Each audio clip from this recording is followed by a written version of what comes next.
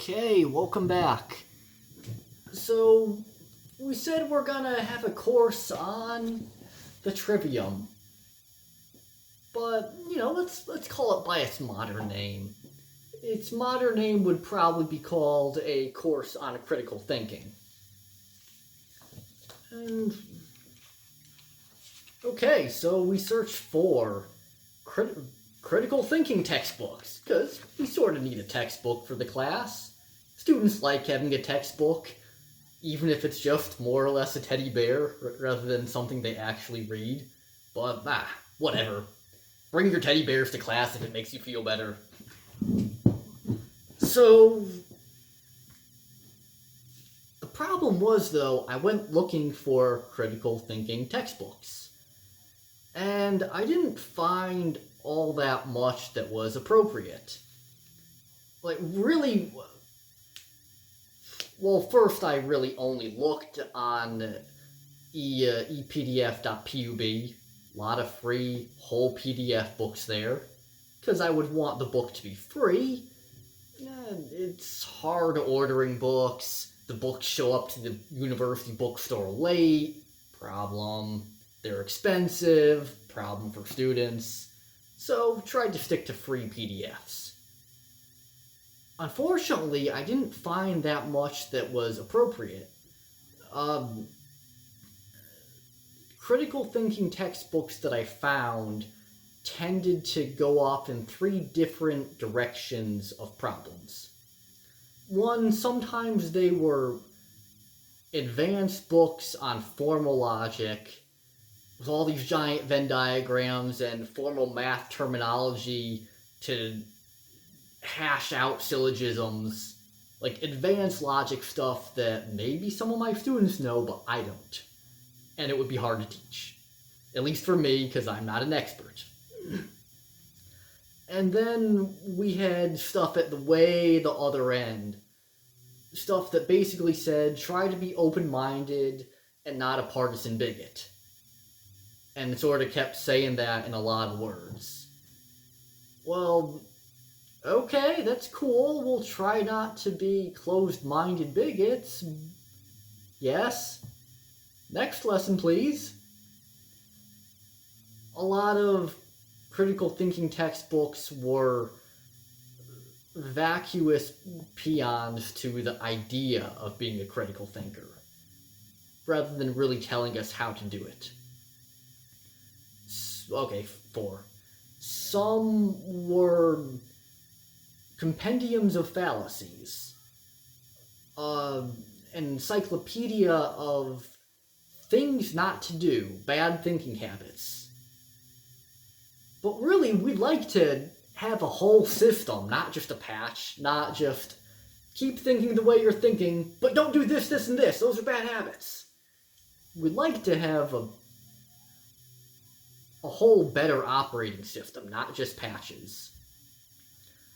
And a lot of the books that I found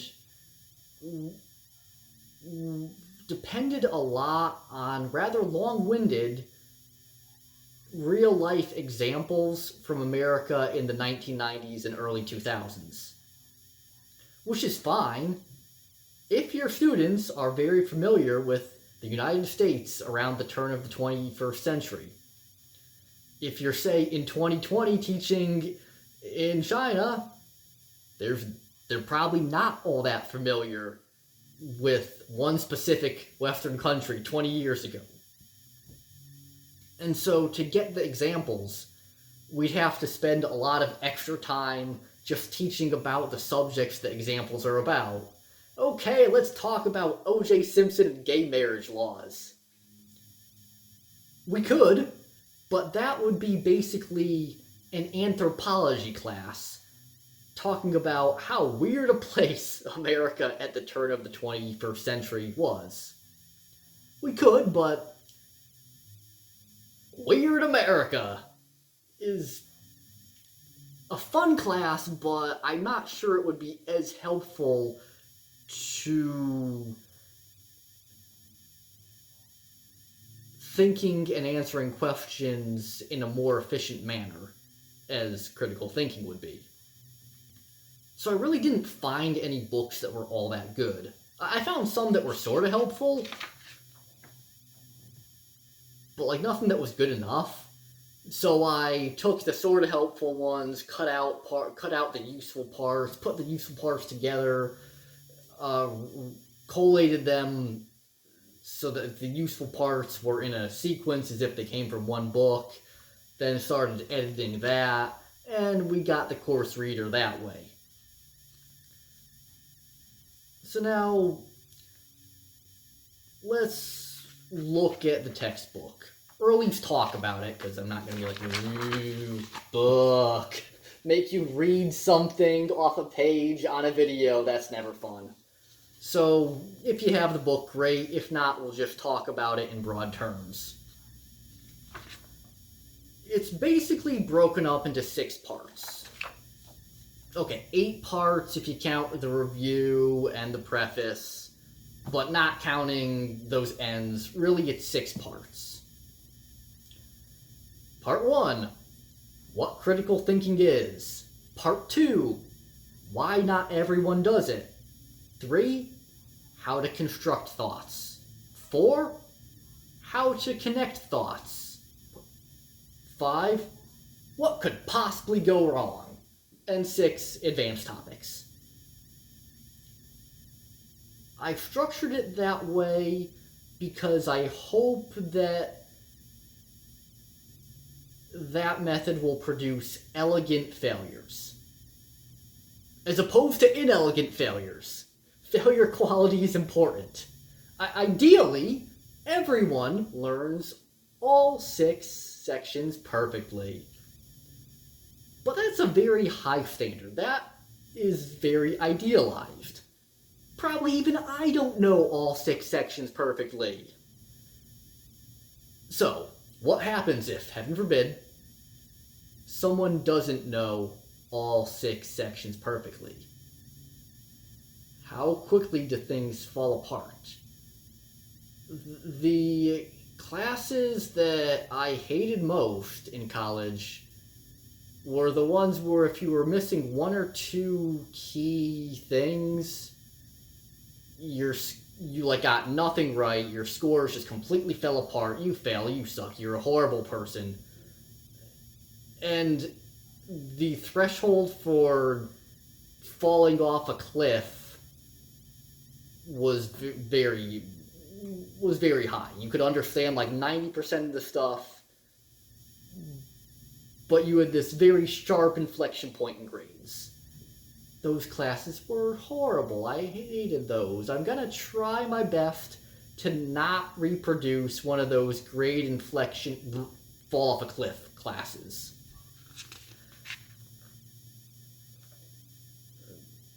I hope that performance degradation will be linear rather than exponential. And I tried to construct the book in a way that will, I hope, foster that linear declination. That if you understand some of it, you're still doing pretty good. And I can measure how much of that pretty good there is. It's not like, 90% rounds to 0, 90% isn't 100% fail. None of that in courses that I teach, please. It'll just bring back bad memories for me, and we don't want the teacher crying. That's not generally good. Well, unless you're trying to cause it. But you, the audience, are silent right now. You're not trying to cause it. So, let's look at the 6 levels. Let's say you get through N of those sections, and then the book just gets too hard, and then you just lose it. But you get through some of them all right. What does that look like? Ideally, you'll get through all 6, but we're hoping for the best, but we're going to plan for the worst. What does incomplete success look like? Okay, level 0. You didn't understand anything. Well, I'll try not to have any of that happen. But in level 0, the student is not a member of the cult of critical thinking. Not because they rejected the cult of critical thinking, but because they didn't learn the basic tenets and so did not qualify even to enter it. Hopefully no level 0s here. Okay, on to the next one. Level 1. You understand part 1 of the book, but not 2, 3, 4, 5, 6. The student knows of critical thinking, knows what it is, but can't apply it. He can say that it's good, can't do it himself, can't even critically think about whether it's good or not, because maybe in some ways it's not good. Well, later we'll get into Karl Popper's Open Society, and at least initially it looks like open society good, closed society bad. But if we think critically about it, there could be some clear advantages to closed societies. Sometimes, depending on what you value, depending on how messed up the open society makes itself. A critical thinker could choose a closed society actively. But at level 1, we just know what critical thinking is, but we can't yet think critically about critical thinking. We just sort of jump on the bandwagon of the open society. We haven't seriously considered the alternatives. Level 2. Now we got through why critical thinking isn't universal. The level 2 student knows of critical thinking and also understands why some people are in the cult of critical thinking, but not everyone is. It's hard. It's disorienting. If what you really need is confidence and certainty, too much critical thinking can be pretty bad. And even if it's good, it's still hard to do. So the level 2 student knows what critical thinking is and knows why not everyone is a critical thinker. Maybe the level 2 student says, no, it's too hard. Justin's blabbing on forever. I'm not going to try to be a critical thinker. But at least he thought critically about critical thinking to decide not to be a critical thinker. Or he is a critical thinker, but he can understand why other people aren't. Can he do much critical thinking, though? Not much. He did a little critical thinking about critical thinking, but that's about as far as it goes. Level 3, or a student who's gotten through part 3. He knows how to construct thoughts, he's got the basics, he knows that critical thinking involves creating arguments and linking propositions in a logical manner, and if that argument's beautiful and accords with reality, it should help us answer a question or decide on an issue. So he knows what you do when you do critical thinking. But is he good at it? Like, knowing what something is and being able to do it are two different things. I can watch basketball, I know what basketball is, but I'm still not good at playing it. However, one could be so ignorant of basketball that they don't even know what they're really looking at. People are just sort of moving around, I don't know. So the level 3 student is a spectator. They might not be able to play it themselves, but at least they know enough to observe intelligently and know what's going on when they're watching basketball, even if they're not a proficient player themselves. So, level 4, we've got through how to connect thoughts. A level 4 student is a critical thinker. Maybe not a great one. They don't really know all the things to watch out for. They make some mistakes. But hey, at least they're doing critical thinking. They're doing it. They'll get good at it and error-free later. But at least they're doing it at all.